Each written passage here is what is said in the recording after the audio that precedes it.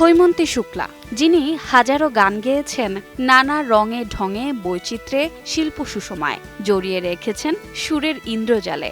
সদা হাস্যবদন, কপালের বড় টিপ যেন তাকে করেছে অনন্য।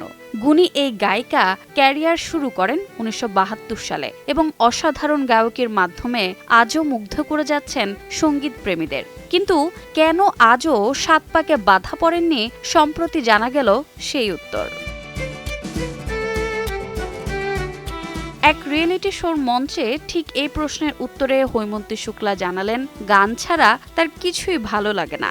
গানের সঙ্গে তার রয়েছে গভীর প্রেম, আষ্টেপৃষ্ঠে বেঁধে রেখেছেন যেন গানই। কোনোদিন সংসারী হওয়ার ইচ্ছে হয়েছিল কিনা এমন প্রশ্নে বিন্দুমাত্র না ভেবেই বললেন, কখনো এমন ইচ্ছে জাগেনি তার। সারা বিশ্বে ছড়িয়ে থাকা তার ছাত্রছাত্রীরা মা বলে ডাকে, এতেই সন্তুষ্ট জনপ্রিয় এই গায়িকা।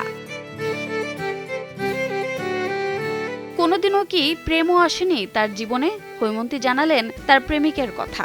বললেন, কেউ হয়তো ভালোবেসেছে, কিন্তু তিনি বুঝতে পারেননি এত ভালোবাসার গানগুলো কাকে ভেবে গান তিনি। এমন প্রশ্নে মজা করে উত্তর দিয়েছিলেন, মাইক্রোফোনটাই নাকি তখন তার প্রেমিক হয়ে যায়। রোজা চৌধুরী, সময় সংবাদ।